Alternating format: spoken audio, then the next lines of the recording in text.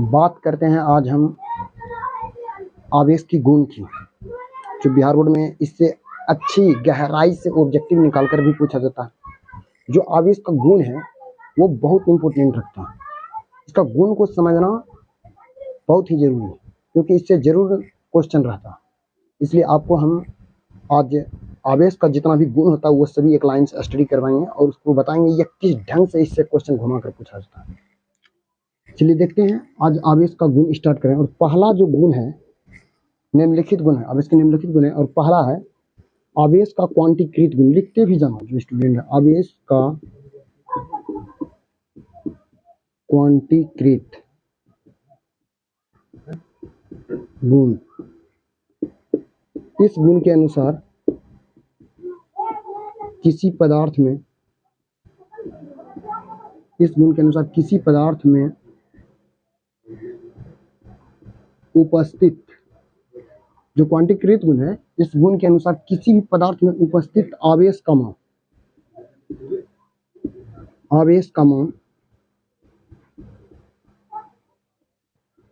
न्यूनतम आवेश, इस गुण के अनुसार किसी पदार्थ में उपस्थित आवेश का मान न्यूनतम आवेश 1.6 गुना 10⁻⁻19 कूलम का पूर्ण गुणज होता।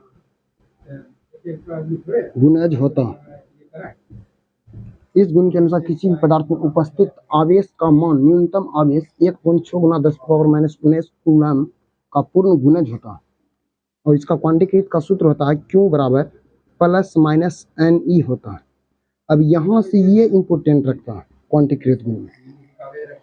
इस सूत्र का कब कैसे प्रयोग किया जाता है, तो बेसिक से समझो कि जब Q बराबर +NE सूत्र का तभी प्रयोग करते हैं जब इलेक्ट्रॉन की कोई भी पदार्थ से अगर इलेक्ट्रॉन त्याग होता है, जब त्याग होता है तो इस सूत्र का प्रयोग करते हैं। और Q बराबर -NE का कब प्रयोग करते हैं, जब कोई पदार्थ इलेक्ट्रॉन को ग्रहण करता है तब हम इसका प्रयोग करते हैं।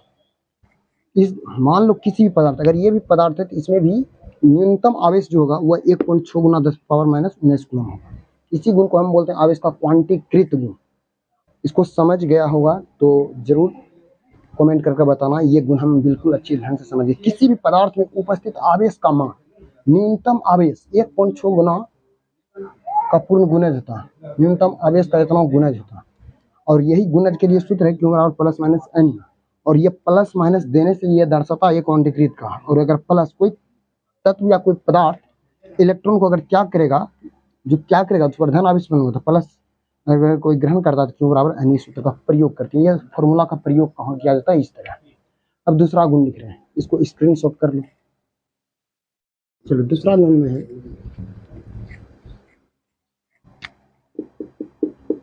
पदार्थ की योज्यता।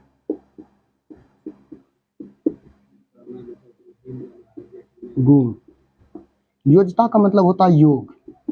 इसको समझने के लिए हम इधर फिगर मान लो ये पदार्थ है, इस पर 4 कूलम 2 कूलम और 3 कूलम आवेश है, तो कहेगा योज्यता गुण निकालना।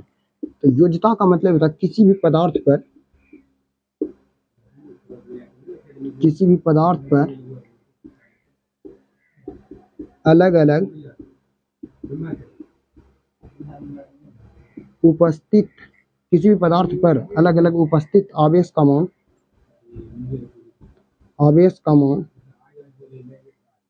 अलग अलग उपस्थित आवेश का मान उस वस्तु पर, उस पदार्थ पर कुल आवेश के योग के बराबर होता है। कुल आवेश के योग के बराबर होता।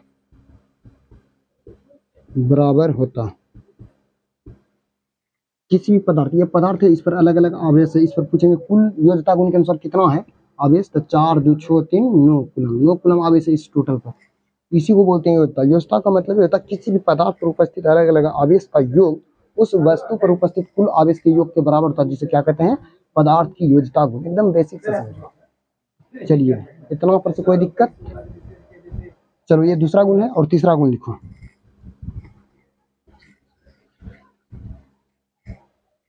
तीसरा गुण है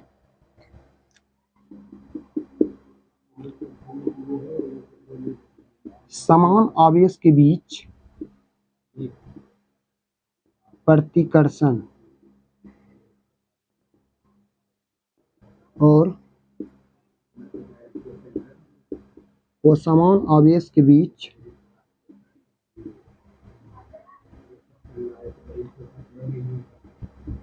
आकर्षण होता। आकर्षण, मान लो ये प्लस चार्ज है और ये भी प्लस चार्ज है, इसके बीच क्या होगा?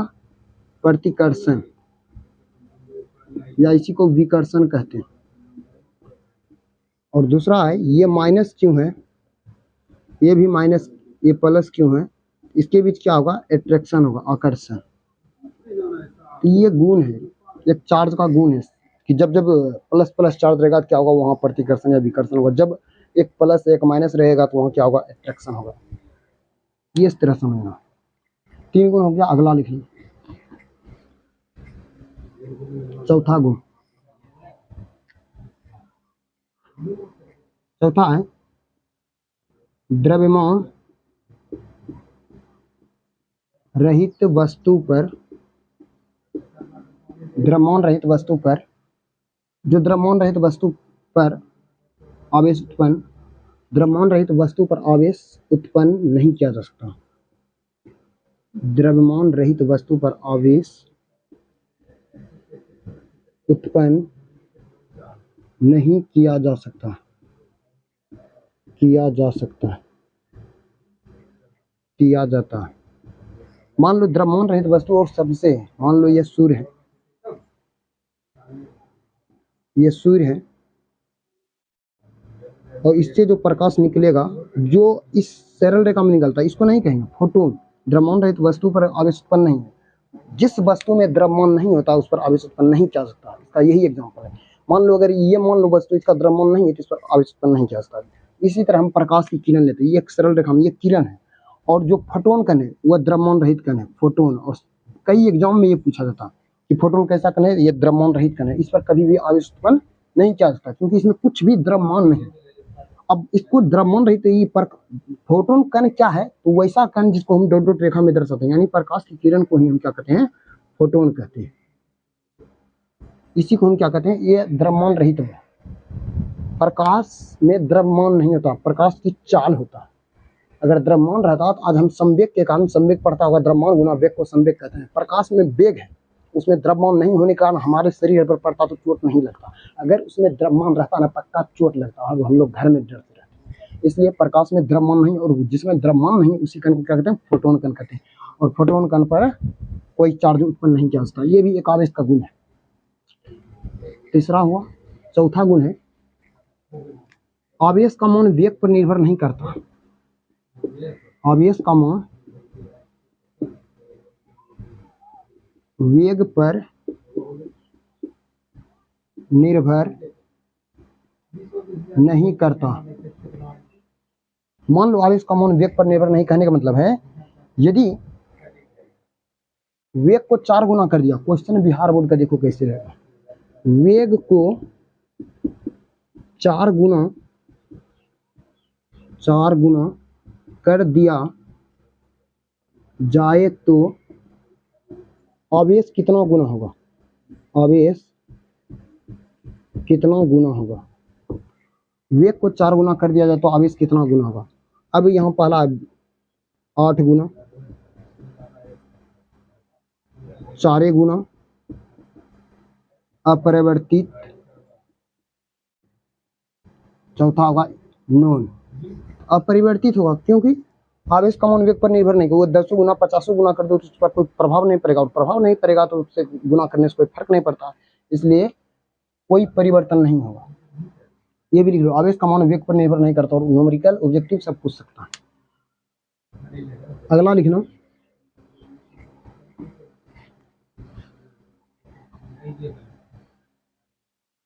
यानी योजता हो गया, द्रव्यमान हो गया, समान हो गया है। अगला लिखना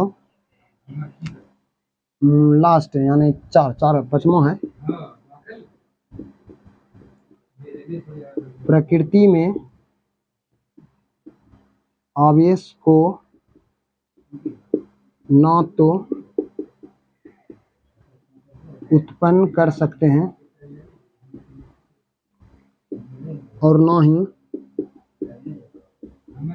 ही प्रकृति में आवेश को ना उत्पन्न किया जा सकता, उत्पन्न कर सकते ना प्रकृति में आवेश को ना उत्पन्न किया जा सकता है, किया जा सकता है और ना ही नष्ट किया जा सकता, नहीं नष्ट किया जा सकता। इसे सिर्फ एक वस्तु से दूसरे वस्तु में स्थानांतरित या रूपांतरित किया जा सकता,